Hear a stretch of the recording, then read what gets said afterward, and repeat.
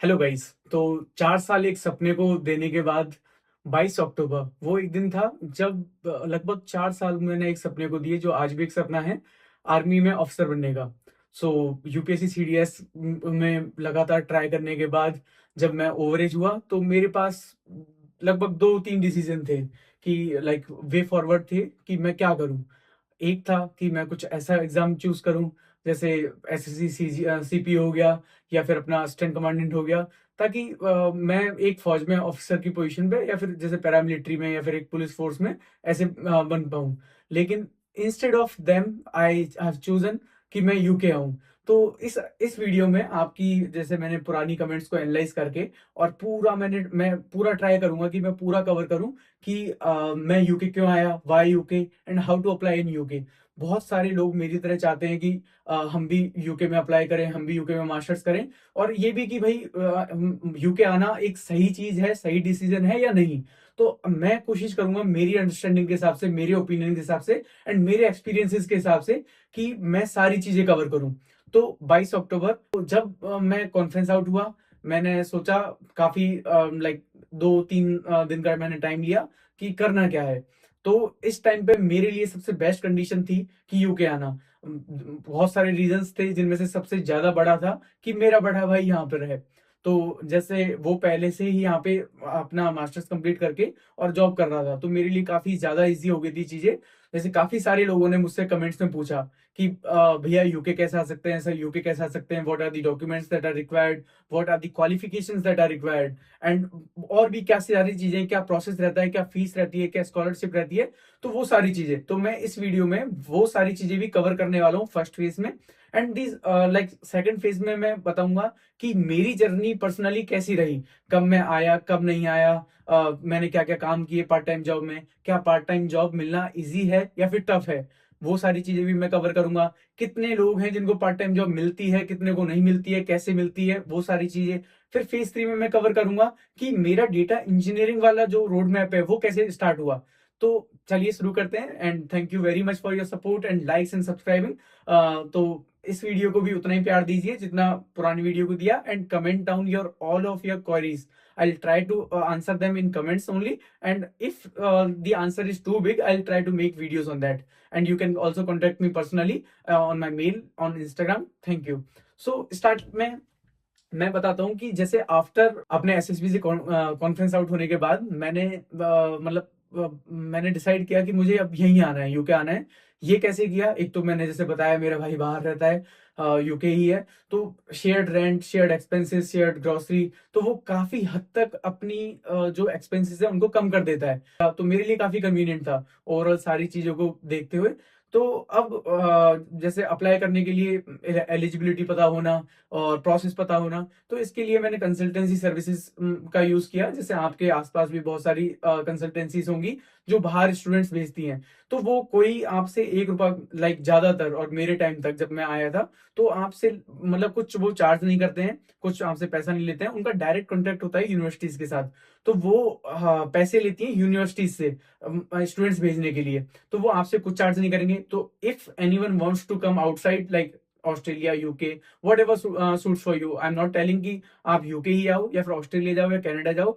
What ever is the best option according to you, go there. And if India is best option to you, like if you are preparing hard and if you are like अगर आप बहुत small margin से रह रहे हैं तो आप बहुत ज्यादा अच्छी बात है कि आप अपने पेरेंट्स के साथ, एक सोशल लाइफ अच्छी है इंडिया में, वहां पर रहे। लेकिन अगर कोई बाहर आना चाहता है तो मैं उसके लिए बताना चाहता हूँ कि भाई आप कैसे कैसे आ सकते हैं। तो कंसल्टेंसी सर्विस के पास जाइए, वो आपको फी से लेके एलिजिबिलिटी से लेके सब चीज बता देंगे। तो जैसे फॉर एग्जाम्पल मेरी 12th में 59% थी एंड मैं नॉन टेक्निकल बैकग्राउंड से था। तो मेरे लिए मस्ट था, जैसे उन्होंने बताया, कि या तो आपके पास में रेलेवेंट एक्सपीरियंस होना चाहिए कि मैं यहाँ पर डेटा के लिए, अगर डेटा साइंस के लिए जा रहा हूँ तो रेलिवेंट एक्सपीरियंस होना चाहिए, या फिर आपके पास अपनी बैचलर्स में वो डिग्री होनी चाहिए जैसे बीटेक हुआ, बीसीए हुआ, एक्सेट्रा। तो अब डिग्री तो नहीं लेकिन रिलेवेंट एक्सपीरियंस जब उन्होंने बोला तो मैंने फिर वो जुगाड़ करना चालू कर दिया। तो जैसे वो आप भी कर सकते हैं, वो मैं पब्लिकली लाइक बोल नहीं सकता, लेकिन आप अपने तरीके खुद फाइंड करिए कि आप कैसे कैसे रेलेवेंट एक्सपीरियंस शो कर सकते हैं। तो बहुत तरीके हैं इसके, और फिर बाद में मैंने रेलिवेंट एक्सपीरियंस शो किया। अब मेरे 12th में इंग्लिश में 63 मार्क्स थे, तो मुझे आइल्स देना कंपलसरी था। कई यूनिवर्सिटीज लाइक 65 से ऊपर में एक्सेप्ट कर लेती हैं विदाउट आइल्स। तो अगर आपके 65 से ऊपर हैं सीबीएसई बोर्ड में 12th क्लास में, तो आप एलिजिबल हो बिना आइल्स के काफी सारी यूनिवर्सिटीज में। तो मेरे लिए क्राइटेरिया ये था। अब थैंक गॉड मैंने जैसे जब मैंने सीडीएस की प्रिपरेशन करी तो मेरी इंग्लिश काफी हद तक अच्छी हो गई थी। तो मैं 5 7 10 दिन मैंने आइल्स के लिए तैयारी करी और मैं अपना एग्जाम देने चल गया। अब आइल्स एग्जाम के लिए भी फी काफी ज्यादा लगती है, मेरे ख्याल से अब मैं भूल चुका हूँ, लेकिन लगभग लगभग 20,000 रुपये something, 20,000 it cost. And preparation आपको, अगर आप बिल्कुल नए हो और आपको लगता है कि आपकी इंग्लिश मॉडरेट है, तो आपको लगभग मेरे अकॉर्डिंग 2 से 3 महीने प्रिपरेशन, नहीं 2 से 3 तो नहीं, लेकिन 1 से 2 महीने की प्रिपरेशन आपको चाहिए होगी। तो अब मेरे 7.5 बैंड्स आए, मेरी रिक्वायरमेंट 6.5 थी। मैंने अपना letter of recommendation from educational background and from the work experience also जो मैंने शो किया, वहां से मैंने देके, और मेरा 2 यूनिवर्सिटी से ऑफर लेटर आ गया। एक थी एस्टर्न यूनिवर्सिटी, एक थी कोवेंट्री यूनिवर्सिटी। तो कोवेंट्री मैंने चूज करी, ऐसा कोई पैरामीटर्स नहीं देखे थे मैंने, बिकॉज मेरा भाई कोवेंट्री रहता था, तो इसलिए मैंने कोवेंट्री कर लिया। अगर मैं एस्टर्न लेता तो मुझे अप डाउन बर्मिंघम करना पड़ता। वो यहाँ से लगभग लगभग 20 मिनट 30 मिनट दूर है बाय ट्रेन, एंड जो एक्सपेंसेस है ट्रेन के वो बहुत ज्यादा है। तो मैंने इसलिए अपनी बर्मिंघम में एस्टर्न यूनिवर्सिटी चूज नहीं करी, मैंने कोवेंट्री चूज करी। तो मैं आया यहाँ पे 25 दिसंबर 2024। तो क्रिसमस वाले दिन मैं यहाँ पे लैंड हुआ। तो लैंड होने के बाद में लगभग लगभग मुझे मेरी पहली पार्ट टाइम जॉब मिली लगभग लगभग 9th ऑफ फेब को मुझे पार्ट टाइम जॉब मिली। और वो जॉब थी यहाँ से 26 माइल्स दूर, लगभग 45 किलोमीटर दूर। तो it took me 1 hour to like 2 hours to commute. Up down करने में मुझे 2 घंटे लगते थे।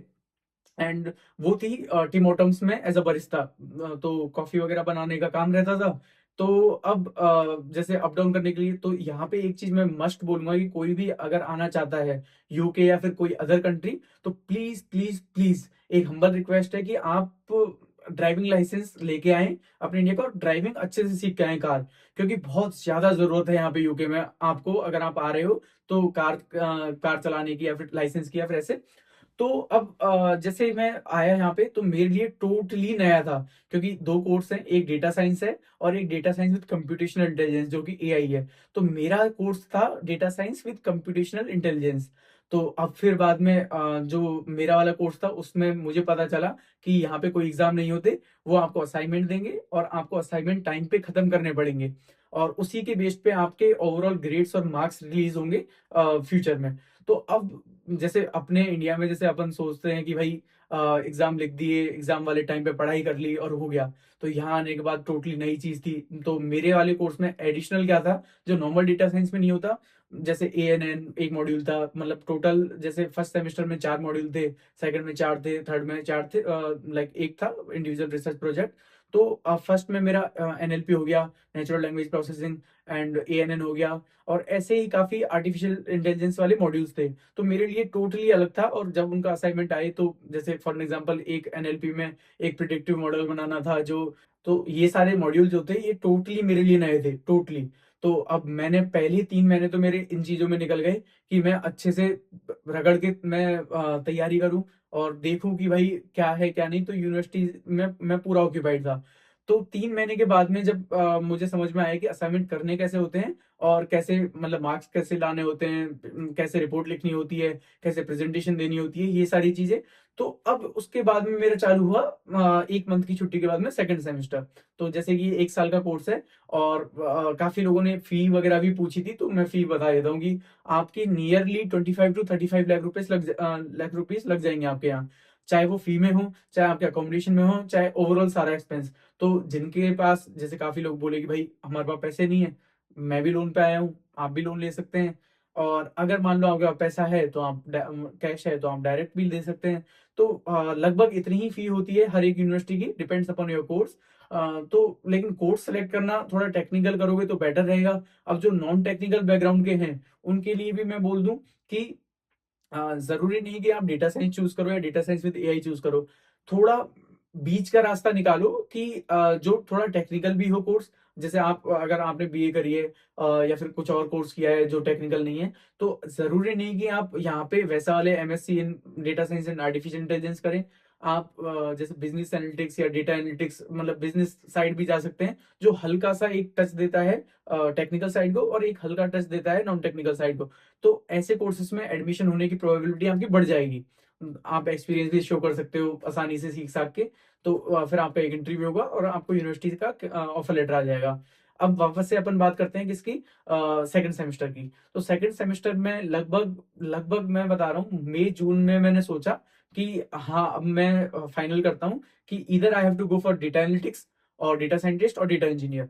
तो अब इन तीनों में से बेस्ट थिंग मेरे लिए क्या रहेगी। तो जैसे कि मेरा भाई यहाँ था, बड़ा भाई, तो अब वो उस टाइम तक डेटा इंजीनियर नहीं था, लेकिन जून में उसकी एक जॉब लगी तो वो डेटा इंजीनियर पोजीशन थी। तो मैं उसके साथ बैठ के पूरा दिन उसका वर्क लाइक ढंग से काम समझता था कि भाई वो कर क्या रहा है, क्या करना होता है, क्या नहीं करना होता, कैसे मैनेज करने होते हैं टास्क, और बेसिकली काम होता क्या है कि डेटा को एक सोर्स से उठा के टारगेट में डालना है, पाइपलाइन मैनेज करनी है, ब्ला ब्ला ब्ला। तो ये टेक्निकल साइड में बाद में बात करूंगा। तो ये सारा मैं काम सीखता था और मैं मई जून से ही मैं थोड़ा थोड़ा अप्लाई करने लग गया अपनी फुल टाइम जॉब के लिए। तो अब फुल टाइम जॉब इंटरव्यूज आते थे, बहुत बार बेइज्जती भी फील हुई, लेकिन वही है कि कंटिन्यू तैयारी करते रहो। तो उस टाइम तक मैं अपने आप को एक्सपीरियंस दिखा के और फिर बाद में मैं इंटरव्यूज देता था। जैसे रेज्यूमे में लिख दिया कि भाई मेरे पास डिपेंडेंट वीजा है, बिकॉज स्टूडेंट वाली वीजा पे वो लोग मतलब नहीं सेलेक्ट करते हैं कि हम इंटरव्यू लें। तो डिपेंडेंट वीजा दिखा दिया और एक्सपीरियंस दिखा दिया कि मैं 2 साल से एक्सपीरियंस हूँ, 3 साल से एक्सपीरियंस हूँ। तो इस तरीके से मेरा जो रेज्यूमे था वो शॉर्टलिस्ट होने लग गया। भाई के काम को देखते हुए मैंने जो सीखा अपनी डेली लाइफ में कि भाई पाइपलाइन कैसे मैनेज करनी है, कैसे डेटा लेना है, कौन कौन से टूल्स हैं, कौन कौन से नहीं है, तो उनके थ्रू फिर मैंने क्या किया कि वो मैंने अपने रेज्यूमे में डाला। इंटरव्यू आए तो पहले तो बहुत बेइज्जती भी फील हुई स्टार्टिंग में कि वो पूछ लेते थे फॉर एग्जांपल कि भाई तुमने स्ट्रीमिंग डेटा कैसे हैंडल किया। अब वो मैंने लिखा तो है, पढ़ा भी है, लेकिन भूल गया। तो फिर आता नहीं था कैसे किया, तुमने एरर कैसे हैंडल करे, रेज्यूमे में जो लाइन लिखी है कि भाई ये तुमने कहाँ किया, कब किया। तो बहुत ऐसे, लेकिन मैंने सारे इंटरव्यूज अपने रिकॉर्ड करे। रिकॉर्ड करने के बाद में सारी चीजें मैं धीरे धीरे प्रोग्रेशन के साथ में सीखता गया, अपने आप को इम्प्रूव करता गया। और इम्प्रूव के साथ साथ एक जैसे अंदर से जो एक आग होती है और एक विल पावर होती है कि भाई करना है, तो वो वाली चीज बहुत ज्यादा जरूरी है। तो वो चीज मैंने रखी अपने आप में। और जैसे जैसे मेरा सेकंड सेमेस्टर कंप्लीट हुआ, मार्क्स वगैरह सब अच्छे आ रहे थे। और फिर जो सेमेस्टर ब्रेक था लगभग लगभग नवंबर दिसंबर में, तो नवंबर में लास्ट सेमेस्टर हमारा सिर्फ रिसर्च लाइक एक रिसर्च प्रोजेक्ट होता है। तो उसमें आपको यूनी नहीं जाना होता, आपका टोटली ऑफ होती है यूनी, और यूनी जाना होता है तो कोई मतलब महीने में एक आध क्लास हो गई, 2 क्लास हो गई, वरना आपको घर पे बैठ के अपना असाइनमेंट कंप्लीट करना होता है। तो अब उस टाइम तक लगभग नवंबर दिसंबर तक मैं सेकंड स्टेज थर्ड स्टेज में सेलेक्ट होने लग गया। तो सेकंड थर्ड स्टेज में सेलेक्ट होने के बाद में एक नया एक्सपीरियंस हुआ। जैसे फर्स्ट सेकंड स्टेज में लगभग लगभग वो लोग जैसे एक नॉर्मल फोन कॉल होती है कि एचआर राउंड होता है, आपने वो क्लियर कर लिया, फिर उसके बाद आप दूसरे प्रोग्रेशन में जाते हो जिसमें वो नॉर्मल एक्सपीरियंस रिलेटेड बात करते हैं, आपने कैसे किया, कैसे नहीं किया, कैसे आपने अलर्ट्स लगाए, कैसे आपने डेटा लिया, कौन सी सर्विसेज यूज करी, आपने एस3 बकेट यूज करी तो कहाँ करी, और एज्योर में और कौन कौन सी सर्विसेज यूज करी, डेटा लेने के लिए कौन सी एक्टिविटी यूज करी, कॉपी डेटा यूज करी या फिर कोई दूसरी करी। तो ऐसी चीजें लेकिन अब थर्ड स्टेज में लाइव कोडिंग टास्क होने लगे और लाइव एसक्यूएल टास्क, जैसे कोई भी एक क्वेरी दे दी, इसको ऑप्टिमाइज करो। और जैसे मैं एक डेटा एनालिस्ट के इंटरव्यू में भी गया था, वहां पे पूरा डेटा एक्सेल पे था, मैं पावर बीआई सीख के गया, लेकिन वहां पे पूरा टोटली नया एक्सपीरियंस था कि वो बोले ये एक्सेल है, यहाँ पे आप डिजाइन जो भी आपको विजुअलाइजेशन बनानी है वो बनाओ, आपको प्रेजेंटेशन देनी है। मैं उसके लिए प्रिपेयर्ड नहीं था। तो ऐसे करते करते करते मैंने लगभग लगभग 100 इंटरव्यू दिए होंगे मैंने जैन तक। जैन तक जब मेरा 4 दिसंबर को मेरा फाइनल सबमिशन था, और लगभग जैन तक।